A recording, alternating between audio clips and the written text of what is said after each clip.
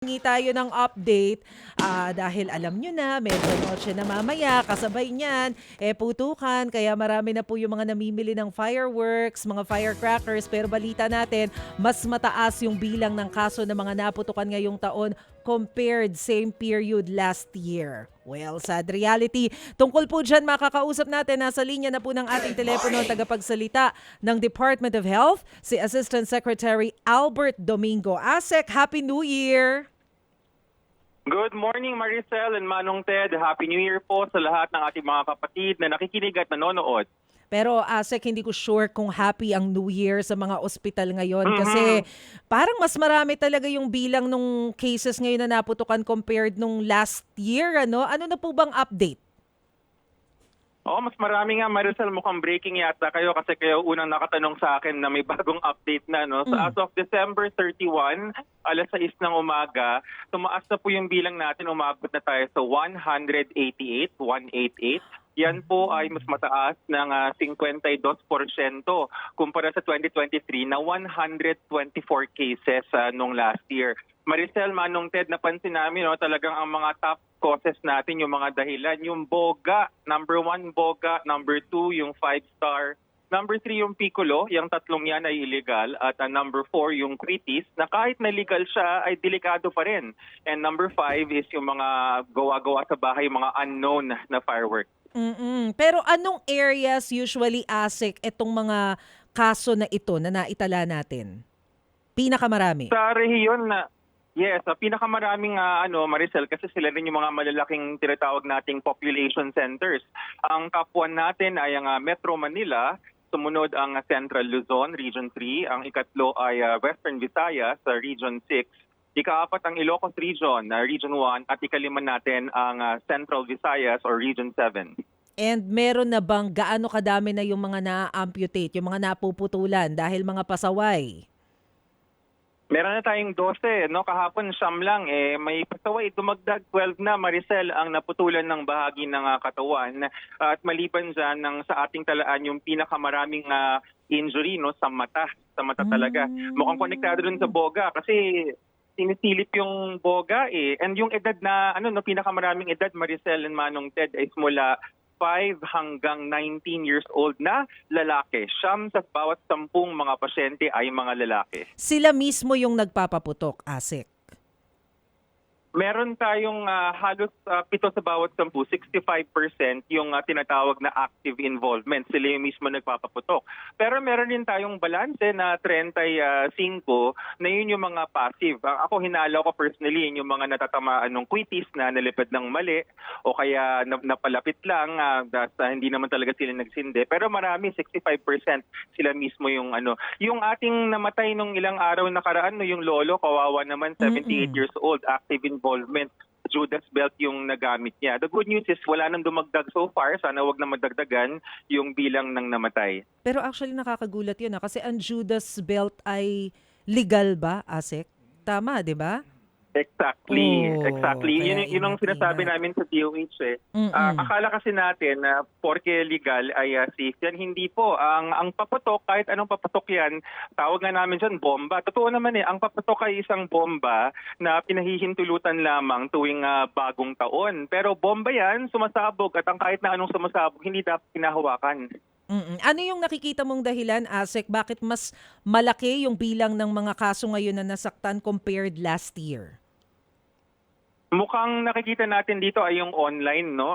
Kasi sa usapang prevention ng fireworks injuries, dalawa yan yung supply saka yung demand. Yung demand, ibig sabihin, kailangan paalalahanan natin tulad ng ginagawa natin na huwag magpaputok, medyo may konting pananakot ba ng konti lang para magtanda.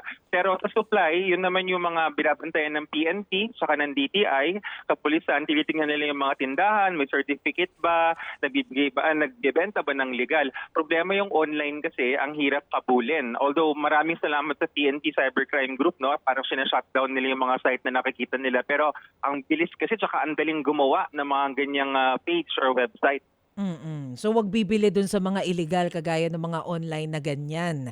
Delikado. Pero ASEC, I understand, bukod po dito sa mga bilang ng mga naputukan ngayong magbabagong taon, tinututukan din ng DOH yung mga road accident at saka yung paglaki ng bilang ng mga non-communicable diseases ngayong panahon na to. Simulan po natin dun sa road accident.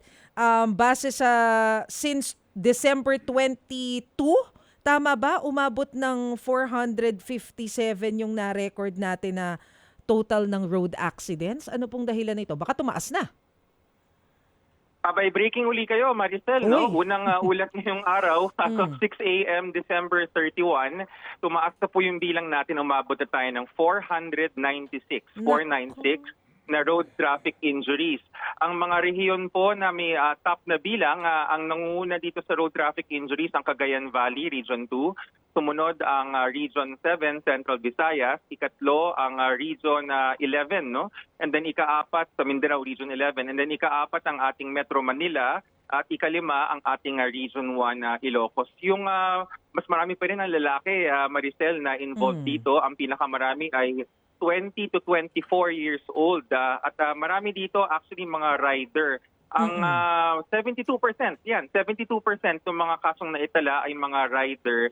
Marami sa kanila hindi gumagamit ng helmet, no. Ang gumamit ng helmet ay 10% ng mga na-aksidente, 90% ay hindi naka-helmet, Maricel. Road incidents po ang tawag natin, ano? Bakit? Ano po yung Road nagiging traffic injury. road traffic injuries ang tawag natin? Ano po yung nagiging dahilan bakit ganito kadami yung naitatala natin ngayong panahon na to? Ang nakikita po natin is una, ang panahon nga ng Kapaskuhan at Bagong Taon, siyempre mas mataas ang mobility. Maraming mga kapatid nagpupuntahan sa iba-ibang party, sa ibang lugar, or lalo na ngayon siguro, ewan ko, ako bibili pa ako ng mga prutas ko eh. So, di ba yung mga ganun bang lumalabas lahat ng mga tao at kumikilos? Tapos dahil mas maraming lumalabas, syempre mas mataas yung pagkakataon na magkabanggaan. At pagka nabangga, dahil nakita nga natin sa datos, marami mga rider na hindi naka-helmet. Alam nyo, Maricel, mga kapatid, no, kung naka-helmet lang po, actually maaaring magkaroon ng banggaan pero hindi magiging injury. Kung baga sa talaan, mas matatala po kayo sa bangga pero safe kayo, baka konting gasgas lang, hindi kayo injury. Kaso hindi naka-helmet. So, pasok sa injury. Gaano kalala yung naitala ninyo, ASEC? Ang sa bilangan ng mga pagkalala, actually marami naman, awan ng Diyos, mga abrasion, mga gasgas. Kaso meron ring contusion, yung mga pasa, tapos yung top 3 natin is sa open wound, mga nasugatan na. Meron tayong 9% dun sa ating mga kaso na nabalian or tinatawag na fracture, closed fracture in particular. Tapos yung 4% naman ay avulsion, pasintabi sa mga nag-aalam sa merienda. Pag avulsion ay parang lumipad yung laman, natamaan yung laman. Tapos yung pinaka-konti, which is still pa rin, medyo kawawa naman, no, open fracture 4%. Ang pinagkaiba ng closed fracture sa open fracture, yung closed ay hindi bumuka, hindi nakikita yung buto. Yung open fracture may sugat na nakikita yung buto. So don't drink and drive din, ano? Nakaka-apekto rin talaga pag umiinom at bumabiyahe. Pero ASEC, I know magbabagong taon na, pero problema pa rin natin tong mga senior citizen discount. Abay, naglabas po ng utos ang DOH saying na pwede nang bumili yung mga senior citizens kahit wala yung booklet. Pero may mga reports na hindi, may mga drug stores pa rin, may mga store pa rin na naghahanap ng booklet. Ano po ba yung nakakarating sa inyo? Yes, nakikita nga po namin yan, no, na parang yung sinabi na nating kautosan, AO 2024-17, mukhang hindi pa rin susunod. Sa aming pananaw po, alam niyo yung ginawa kasi ng ating kautosan na yun ng DOH, tinuwid lamang natin yung dinagdag na requirement na wala naman dun sa batas. Yung batas na sinasabi po natin is yung Expanded Senior Citizens Act.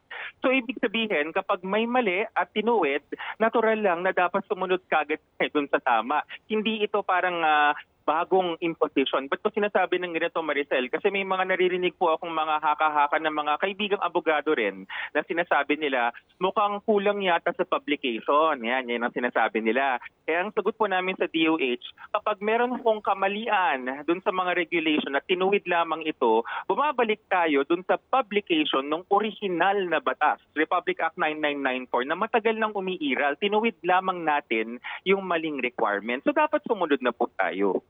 Pero paano mamomonitor, ASEC, ng mga drugstores, ng mga supermarket kung umabot na sa maximum yung nabibili ng senior citizens if they don't have the booklet? Baka wala ring database yung mga supermarkets, yung mga stores. Maricel, napakadali niyan, no? Ang sandigan natin ay ang reseta ng doktor. Ang reseta ng doktor ay isang legal document. At ang ating reseta, nakasulat lagi doon kung ilang kapsula or bote, kung bote man yan, or ineksyon, vials, ang pwedeng i-dispense.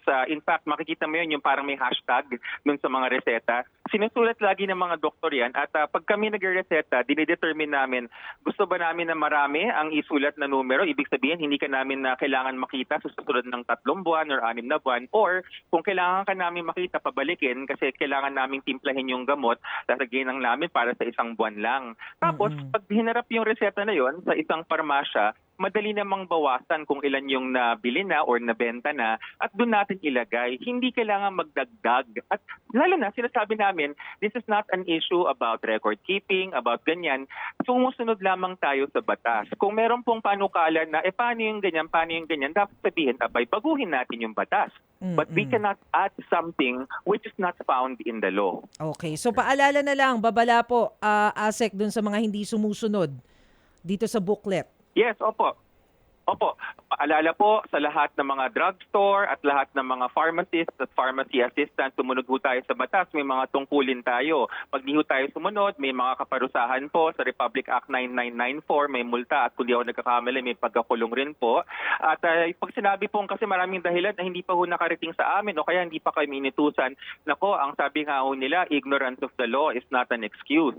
At para sa ating po mga lolo't lola na tingin nila hindi na ibigay ang diskwento na dapat sa kanila, maaari hong tumawag sa Food and Drug Administration Action Center. Ang telephone number po ay 8857-1900, local 1000, 2184, 2185, or 2186.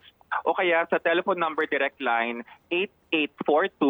8842-5635. Mga Metro Manila number po yan, area code 2. Okay. So, Sige. napakaliwanag, magpaliwanag ng takapagsalita ng kagawaran ng kalusugan. Basically dito, Dr. Albert, honesty is the best policy. Yun naman yun eh. Yes, Sa totoo Manong lang. Ted. Sa totoo lang. Exactly. Opo. Kasi kaya may mga booklet na ganyan. Kasi baka magsamantala. Di ba? Yung, alam mo na, yung sobra doon para sa ibang tao na yung gamot Yes. bibilhin.